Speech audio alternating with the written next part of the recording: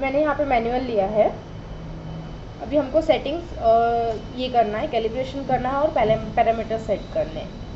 सो यहाँ पे दिया हुआ है लॉन्ग प्रेस द एंटर की, दिस इज़ द एंटर की। इसको लॉन्ग प्रेस किया तो अभी मुझे यहाँ पे 3 ऑप्शंस दिख रहे हैं, कॉन्फ़िगरेशन और उसके बाद है लॉग। यहाँ पे स्क्रीन दिखाई हुई है जैसे लॉग, सेटिंग, कैलिब्रेशन। इसे नेक्स्ट करने के लिए मुझे ये बटन का यूज़ करना पड़ेगा, दैट इज़ ऑन का। इसे ऑन करने के बाद हम आगे सेटिंग्स में नेक्स्ट प्रेस किया तो ये कैलिब्रेशन। अभी हम पहले पैरामीटर सेट कर लेते हैं। तो पैरामीटर सेट करने के लिए मैं सेटिंग्स में जाऊंगी। मुझे इसके अंदर में जाने के लिए इस ऑप्शन की को शॉर्ट प्रेस करना पड़ेगा। अभी यहाँ पे आपको एक पासवर्ड मांगेगा जो पर्टिकुलर यूज़र का पर्टिकुलर पासवर्ड रहेगा। यहाँ में पासवर्ड पूछेगा तो मेरा पासवर्ड है 110। आपका जो पासवर्ड रहेगा वो आप यहाँ पे डालिएगा। अभी आपको पहला वोल्टेज दिख रहा है STB, दैट इज़ 230। STB क्या है तो ये है हमारा सेट वोल्ट, जो हम 100 से 99 वोल्ट तक के सेट करते हैं। ये अपना स्टेबलाइज वोल्टेज रहेगा। इसे फिर सेट करते 240। मुझे 240 पे हमेशा अपने स्टेबलाइज़र को सेट करके रखना है। तो इसे 240 किया और नेक्स्ट किया। तो नेक्स्ट करने पर ही ये आपकी वैल्यूज़ सेव हो जाएगी। HIO ये आपकी क्या है, आउटपुट हाई वोल्टेज लिमिट है। तो इसे मैं सेट करती हूँ 270, मेरे को उतनी ही सेट करनी है। LOO that is output low voltage limit, तो ये आपको जो सेट करनी रहेगी वो सेट कीजिएगा आप। HII that is input high voltage limit, इसे हम करते हैं 290। LII that is input low voltage limit. IOL that is overload limit, overload होने पे ओवरलोड कितने वो इस पर कट होना चाहिए आपका।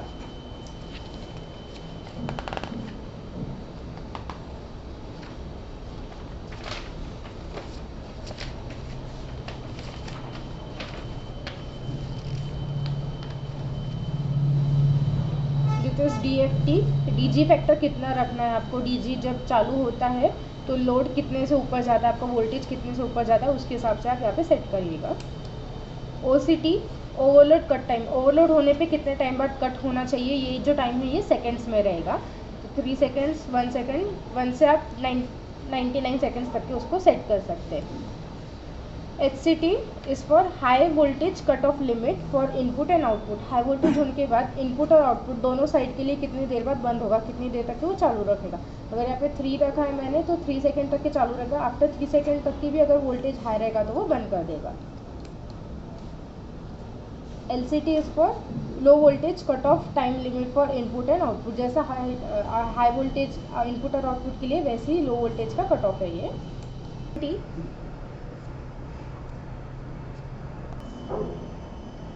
ONT auto start delay, increment करने के लिए वैल्यू इससे इंक्रीमेंट कीजिए, डिक्रीमेंट करना रहेगा तो इससे डिक्रीमेंट कीजिए।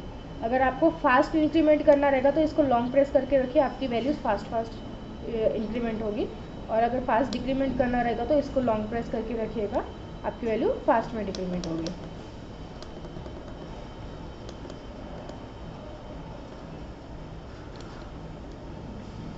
STY सेंसिटिविटी, कितने वोल्टेज का आपको ये चाहिए, टॉलरेंस चाहिए। अगर 2 रखा है तो 230 से आपका वोल्टेज 231 और 228 तक के जाएगा। इसको भी आप कम ज़्यादा कर सकते हैं।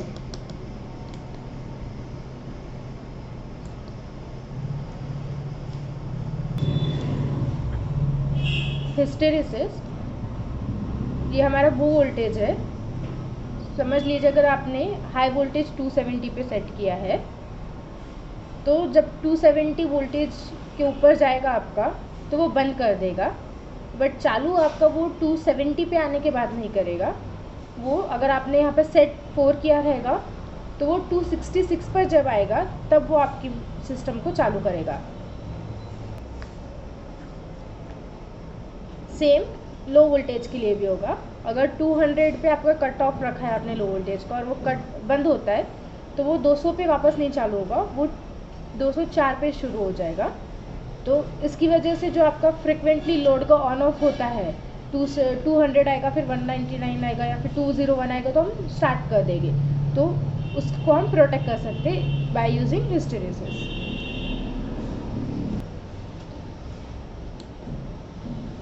बजर यस नो, कोई एरर अगर होता है, अगर आपको बजर का इंडिकेशन चाहिए रहेगा तो उसे यस रखिए, अगर नहीं चाहिए रहेगा तो उसे नो रखिए।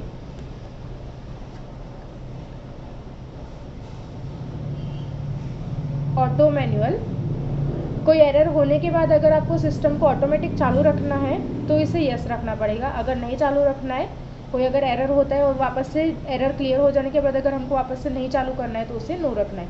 सो इसको हम नो करते हैं। CLG लॉग क्लियर अगर आपको करने रहेगा तो इसके लिए यहाँ पे ऑफ का बटन प्रेस करिएगा, यहाँ पे आपको मैसेज आ जाएगा लॉग क्लियर। तो इसके पहले के जितने भी एरर लॉग रहेंगे वो क्लियर हो चुके रहेंगे और एंट्री वापस से 001 से शुरू होगी।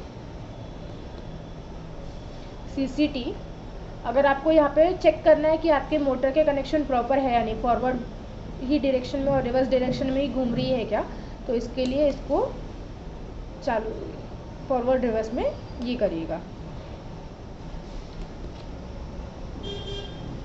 पासवर्ड, अभी हमको एक बाय डिफ़ॉल्ट पासवर्ड आता है कंपनी थ्रू, अगर आपको वो चेंज करना रहेगा तो आपको पासवर्ड में आना पड़ेगा। पासवर्ड में आने के बाद आपको ऑफ बटन, अगर चेंज करना है तो आपको ऑफ बटन को प्रेस करना पड़ेगा। आपको यहाँ पे वो नया पासवर्ड पूछेगा, तो मैं नया पासवर्ड सेट करती हूँ 12112। यहाँ पे मेरा पासवर्ड चेंज हो गया। अब मैं जब भी वापस से सेटिंग या कैलिब्रेशन करूँगी तो मुझे 112 ही पासवर्ड डालना पड़ेगा, 110 पासवर्ड नहीं चलेगा जो मुझे बाय डिफ़ॉल्ट आया है। ये होगी हमारी सेटिंग्स। यहाँ से बाहर आने के लिए मुझे मैनुअल बटन का दबाना पड़ेगा, मतलब मैं कॉन्फ़िगरेशन में वापस से आऊँगी, लॉग सेट कैलिब्रेशन, और इससे भी बाहर आने के लिए मुझे वापस से मैनुअल बटन प्रेस करनी पड़ेगी। तो हम मेन स्क्रीन पर आ जाएंगे जहाँ पे आपको वोल्टेज इनपुट, वोल्टेज आउटपुट और स्टेटस दिखेगा। अभी हमने पैरामीटर सेट कर लिए, अभी हम देखते हैं कैलिब्रेशन कैसे करना है। वैसे तो कंपनी के थ्रू 1 वोल्ट का आपको कैलिब्रेट करके ही आता है, बट अगर आपको आपके डिवाइसेस के हिसाब से अगर आपको कैलिब्रेट करना रहेगा तो आप कर सकते हैं। कैलिब्रेशन में कैसे जाना है तो देखते हैं। जैसे हम सेट पैरामीटर्स के लिए कहते हैं वैसे ही ऑप्शन को लॉन्ग प्रेस कीजिएगा। यहाँ पे आपको अलग अलग ऑप्शंस मिलेंगे, लॉग, सेट, कैलिब्रेशन। तो कैलिब्रेशन में जाएंगे हम, इसको शॉर्ट प्रेस किया ऑप्शन को, ये हमको आपको वापस से पासवर्ड पूछेगा। तो जो पासवर्ड हमने सेट किया था,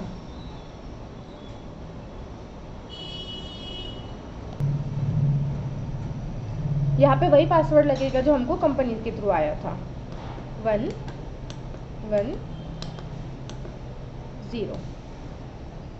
अभी आप देख रहे रहेंगे, अगर आपको दिख रहा है यहाँ पे APC एरर दिखा रहा है, मतलब हमने रॉन्ग पासवर्ड डाला है, क्योंकि हमने जब सेटिंग कर रहे थे तो पासवर्ड चेंज किया था।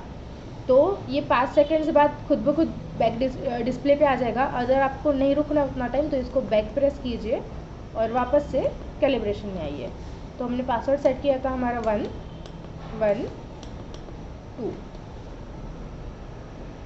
अभी आपको यहाँ दिख रहा है CIP, ये हो गई आपकी कैलिब्रेट इनपुट वोल्टेज। तो इनपुट वोल्टेज यहाँ पे 261 दिख रहा है आपको, मेरे DMM पे ये है 250।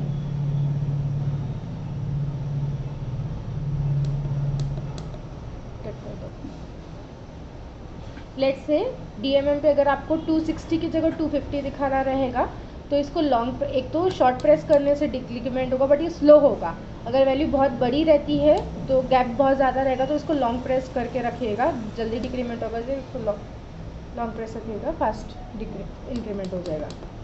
सो कंसिडर करते हैं कि एक एग्जांपल लेते हैं, 256 मेरे को वैल्यू दिखा रहा है, इसको सेट कर लिया। COP, यहाँ पे आपको आउटपुट वोल्टेज की वैल्यू सेट करना पड़ेगा, सेम इसी से आपको इंक्रीमेंट डिक्रीमेंट करना पड़ेगा। CIL, यहाँ पे आपको करंट कितना जा रहा है वो सेट करना पड़ेगा, बट ज़ीरो लोड पर करंट मत सेट करिएगा। कुछ लोड दीजिए, पहले कुछ एम्पेयर दीजिए, 1 एम्पेयर से 2-3 एम्पेयर दीजिए और उसके बाद ही सेट कीजिए। अगर वहाँ पे भी आपको डिफरेंसेस नहीं दिखाता है अगर करंट में, तो जहाँ से आपको जिस एम्पेयर से डिफरेंसेस दिखाना शुरू करता है उस एम्पेयर पे लेके जाइए और उसके बाद उसको सेट कीजिए। यहाँ से बैक आते हैं। अगेन बैक के लिए हमको मैनुअल बटन को प्रेस करना पड़ेगा। अभी हमको यहाँ पे दिख रहा है कॉन्फ़िगरेशन, लॉग, सेट, कैलिब्रेशन। चलिए कॉन्फ़िगरेशन भी लॉग भी देख लेते हैं, लॉग में क्या है। लॉग में जाने के लिए इसे शॉर्ट प्रेस कीजिए, आपको यहाँ पे दिखाएगा एरर लॉग। लॉग अभी तक के कौन कौन से हुए वो दिखाएगा। यहाँ पे पासवर्ड की ज़रूरत नहीं है आपको। तो 001 पे दिख रहा है आपको OLD। तो पहला जो एरर हुआ था या फिर लेटेस्ट जो एरर हुआ था वो ओवरलोड का हुआ था। इसे नेक्स्ट करने के लिए ऑन बटन को कीजिए। अभी अगर कोई एरर नहीं हुआ रहेगा, एक ही एरर हुआ रहेगा तो आपको 00 और डैश डैश दिखाएगा। अगर इसको आप नेक्स्ट करेंगे तो वो आगे नहीं लेके जाएगा। प्रीवियस एरर देखना रहेगा अगर आपको, तो ऑफ का बटन प्रेस कीजिए, आपको वो 001 ओवरलोड दिखाएगा। वापस करेंगे तो नहीं दिखाएगा बिकॉज 1 से ही स्टार्ट होता है हमारा। यहाँ से बैक आने के लिए अगेन मैनुअल बटन प्रेस कीजिए, यहाँ से बैक आने के लिए अगेन मैनुअल बटन प्रेस कीजिए।